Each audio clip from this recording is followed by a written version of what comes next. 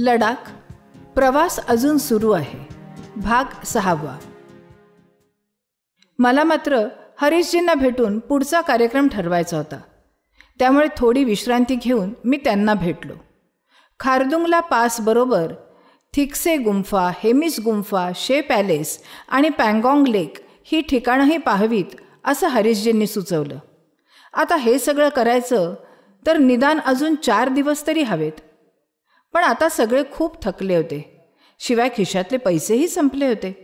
Bikes चालवायच्या तर petrol हवं. Jeep तर वाटेतच बंद पडली होती. लेह लडाखचा दुर्गम प्रदेश, हिमालयातली उंची सगळंच एकूण दमवणारं होतं. आणि खरं सांगायचं तर आता आणखीन संकटं झेलण्याची ना शारीरिक ताकद होती ना मानसिक. सगळ्यांनाच आता घर डोळ्यासमोर दिसू लागलं होतं. तेव्हा खारदुंगला पास करून लेहमधील मुक्काम आटोपता घ्यावा असं ठरलं. फ्रेश होऊन आम्ही बाजारात गेलो. सगळ्यांनी आधी घरी फोन करून सुखरूप असल्याचं सांगितलं. मी फोन केला. माई आली. फोनवर हंबरडा फोडायचा बाकी ठेवला होता तिनं अन्न पाणी सोडलं होतं. पण मी बरा आहे, जिवंत आहे आणि दुरून का होईना पण तिच्याशी बोलतो आहे म्हणून ती थोडी तरी शांत झाली. परेश विनायकच्या घरून सतत विचारणा होत होती. ती काय उत्तर देणार?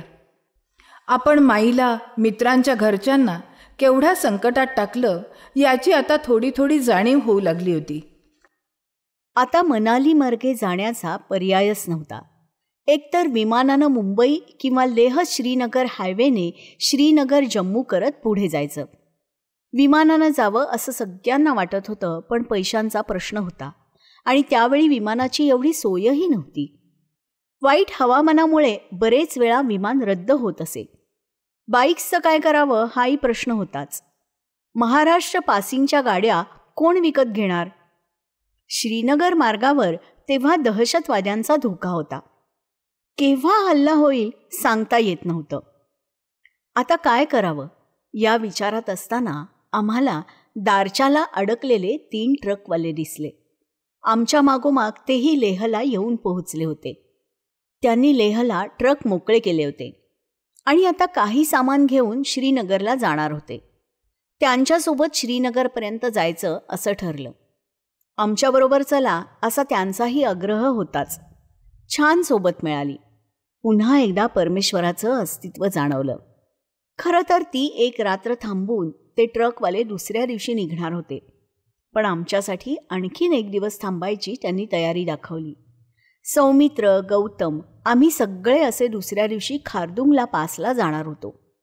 सकाळी 6लाच जाग आली. थंडी होतीच, पण आज अंघोळीला गरम पाणी होतं.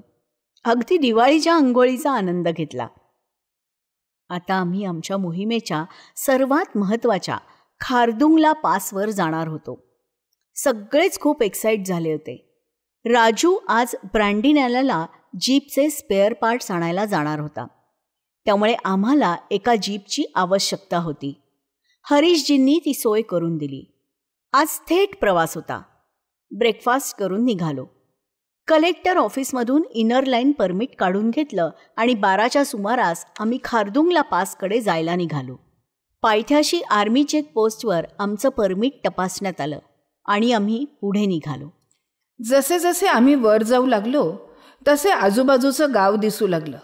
स्वच्छ हवा, कमी झाडी, त्यामुळे सगळा दूरवरचा प्रदेश नजरेत येत होता. संपूर्ण लेह दिसत होतं. त्याही पलीकडचं सिंधू नदीचं पात्र आणि लडाखमधील सर्वात उंच शिखर स्टोक कांगरी हेही दिसत होतं. मोठं विहंगम दृश्य होतं ते. आजपर्यंत न बघितलेला हा भारत. किती किती गोष्टी डोळ्यात साठवणार.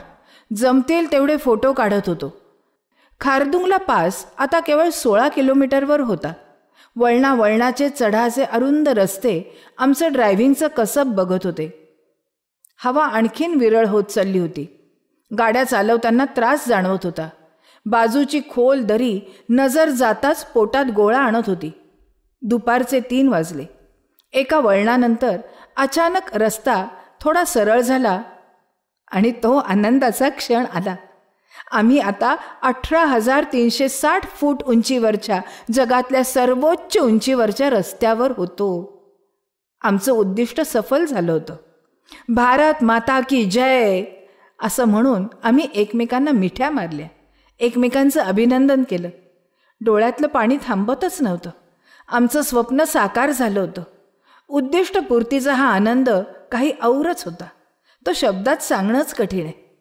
खिंडीतल्या जवानांनी आमचं अभिनंदन केलं, आमची विचारपूस केली, आम्हाला कॉफी दिली, त्यांच्याशी गप्पा मारल्या, फोटो काढले. हातात तिरंगा आणि सोबतीला जवान. मोटरसायकलवरून एवढ्या लांबचा प्रवास करून आम्ही आलो याचं कौतुक त्यांच्या नजरेत दिसत होतं. आर्मी शेडमध्ये बसून आम्ही आमच्या प्रवासाची सारी चित्तरकथा त्यांना सांगितली. तेव्हा त्यांनाही कुणा बहादरांना भेटल्याचा आनंद झाला. तंबूच्या बाहेर आलो. समोर अथांग पसरलेल्या नुम्रा व्हॅलीचं दर्शन झालं. दूरवर पसरलेल्या बर्फाच्छादित पर्वतरांगा मला खुणावत होत्या. लहानपणी शिकलेल्या या सियाचीन ग्लेशियरच्या पर्वतरांगा. पुन्हा खास नुम्रा व्हॅलीसाठी यायचं हे मी तेव्हाच ठरवून टाकलं. कदाचित याच वेळी मी लडाखच्या प्रेमात पडलो असणार.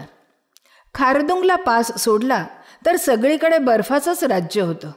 डोळ्यातही न सामावणारा हा निसर्ग मी कॅमेऱ्यात बंदिस्त करू लागलो. गेल्या 2 दिवसातली निसर्गाची ही रूपं मला वेड लावत होती.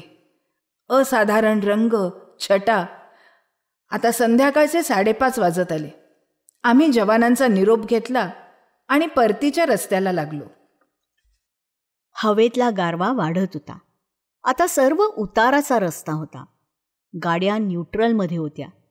अचानक गाडीवरचं नियंत्रण सुटलं आणि मी रस्त्यावरच्या दगडाला आपटलो. तो दगड गडगडत दरीत कोसळला. काळजात चर्र झालं. तो दगड तिथे नसता तर आज मीच त्या दरीत कोसळलं असतो. कल्पनेनंही काळजाचं पाणी पाणी झालं. 1.5 तासाच्या प्रवासानंतर आम्ही लेहला मुक्कामाला पोहोचलो. खारदुंगला पास सर करून आम्ही परतलो होतो. दुसऱ्या दिवशी पहाटेस आम्ही ट्रकवाल्यांबरोबर निघणार म्हणून हरीशजी निरोप घ्यायला आले. सगळ्यांनी त्यांचे मनापासून आभार मानले. आता परतीचे वेध लागले होते. आम्ही खूप दमलो होतो. जेवण आटोपून सामानाची बांधाबांध करून झोपायच्या आधी मी एक महत्त्वाचं काम केलं. मनालीला निघाल्यापासून आम्ही दाढी केली नव्हती. सलूनमध्ये गेलो. वाढलेली दाढी आणि रापलेला रंग बघताच स्वतःचं हे रूपही अनोळखी वाटलं. आम्ही बदललो होतो. खरंच खूप बदललो होतो. बाहेरून आणि आतूनही.